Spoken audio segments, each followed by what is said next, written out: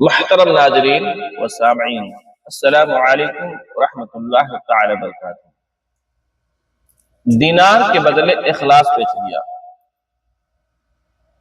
محترم ناظرین، آئیے میں آپ کو ایک واقعہ سناتا چلوں۔ حضرت سیدنا مبارک بن فضالہ رضی اللہ تعالی عنہ، حضرت سیدنا حسن رضی اللہ تعالی عنہ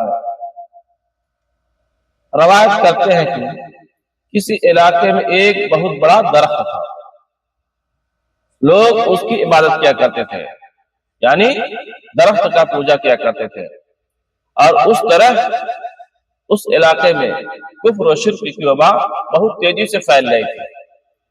ایک مسلمان شخص کا وہاں سے گزر ہوا تو اسے دیکھ کر بہت غصہ آیا کہ یہاں غیر اللہ کی عبادت ہو رہی ہے، یعنی اللہ کے علاوہ یہاں پیڑ کی عبادت کو کر رہے ہیں۔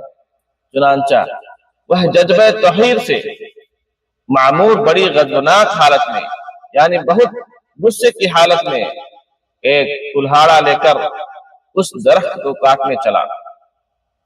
اس کے ایمان نے یہ گوارا نہ کیا کہ اللہ عز و جل کے علاوہ کسی اور کی عبادت کی جائے، اور ہونا بھی چاہیے ایک مسلمان کے اندر کہ اللہ تعالیٰ کے سوا کسی اور کی پوجا کی جائے، کسی اور کی عبادت کی جائے۔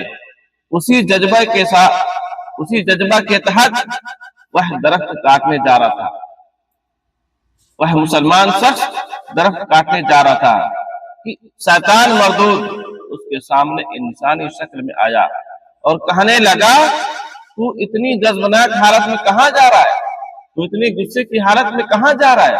اس مسلمان نے جواب دیا، میں اس درخت کو کاٹنے جا رہا ہوں جس کی لوگ عبادت کرتے ہیں، جس کی لوگ پوجا کرتے ہیں، جس کی لوگ طرح طرح سے منت و سماجت کرتے ہیں۔ یہ سن کر شیطان مردود نے کہا، جب تو اس درخت کی عبادت نہیں کرتا تو دوسروں کو اس درخت کی عبادت کرنا تجھے کیا نقصان دیتا ہے؟ وہ شیطان کہتا ہے، جب تو اس کی عبادت نہیں کرتا، جب تو اس کی پوجا نہیں کرتا تو دوسروں کو کرنے دے، اگر تیرا اس سے کیا نقصان ہوتا ہے؟ تو اس ارادے سے باز آ اور واپس چلا جا۔ شیطان کہہ رہا تو اپنا ارادہ ترک کر دے اور واپس چلا جا۔ اس مسلمان نے کہا، میں ہرگز واپس نہیں جاؤں گا۔ معاملہ بڑھا اور شیطان نے کہا، میں تجھے درخت کاٹنے نہیں دوں گا۔ شیطان نے کہا، میں تجھے درخت کاٹنے نہیں دوں گا۔ چنانچہ دونوں میں کشتی ہو گئی اور اس مسلمان نے شیطان کو پچھاڑ دیا۔ پھر شیطان نے اسے لالچ دیتے ہوئے کہا، اگر تو اس درخت کو کاٹ بھی دے گا تو تجھے اس سے کیا فائدہ حاصل ہوگا؟ کہہ رہا ہے، شیطان کہہ رہا ہے، اگر تو اس کو کاٹ دے گا تم کو کیا ملے گا؟ میرا مشورہ ہے تو اس درخت کو نہ کاٹ۔ اگر تو اس کو نہ کاٹے گا تو روزانہ تجھے اپنے تکیے کے نیچے سے 2 دینار ملا کریں گے۔ شیطان نے ایک لالچ دے دیا، اگر تو اس کو نہ کاٹے گا تو روزانہ تم کو اپنے تکیے کے نیچے سے 2 دینار ملتا رہے گا۔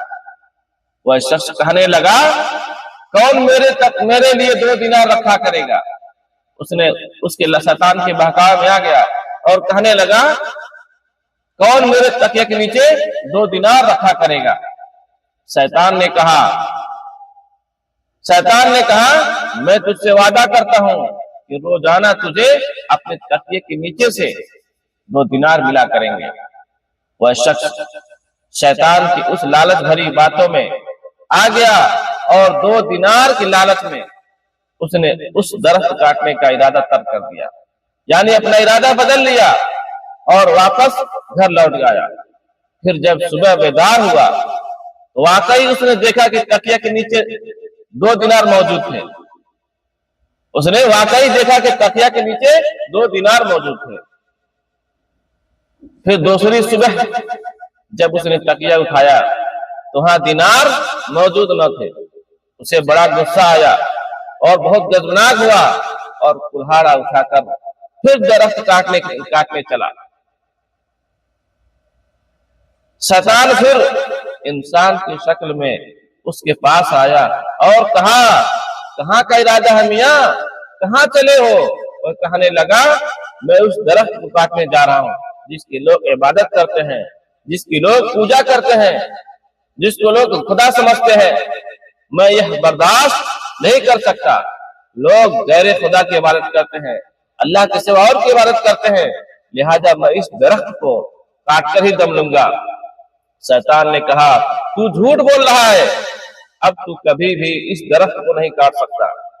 शैतान क्या कहता है कि अब तू कभी भी इस दरख्त को नहीं काट सकता।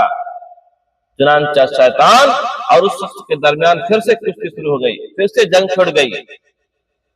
इस मर्तबा शैतान ने उस शख्स को बुरी तरह पछाड़ दिया और उसका गला दबाने लगा।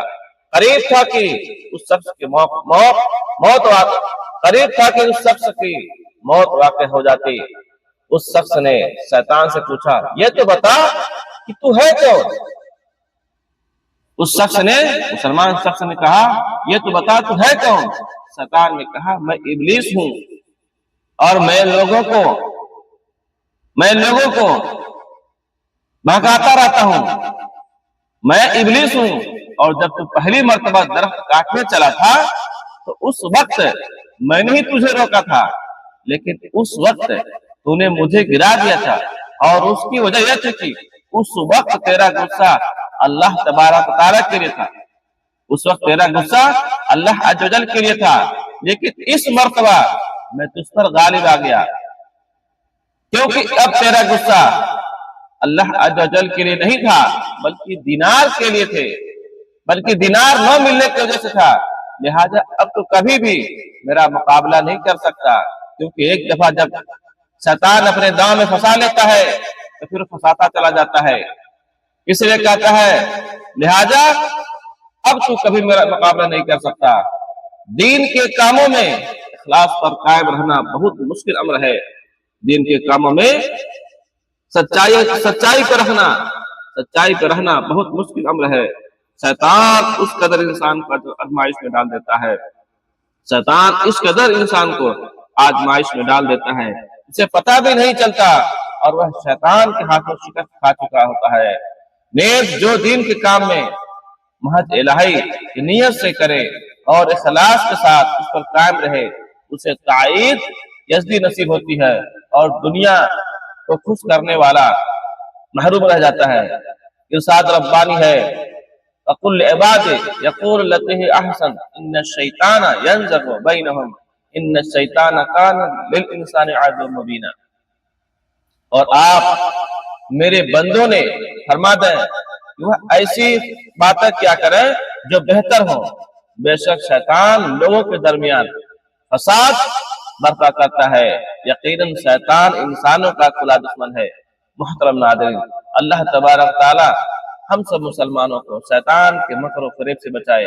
अल्लाह तबारक तआला हम सब मुसलमानों को सच्चा पक्का नमाज़ी बनाए। अल्लाह तबारक तआला हम सब मुसलमानों को एक और नेक बनाए। अल्लाह तबारक तआला हम सब मुसलमानों को अपने हबीब के नक्शे कदम पर चलने की तौफीक अता फरमाए। अस्सलामु अलैकुम व रहमतुल्लाहि तआला व बरकातहू।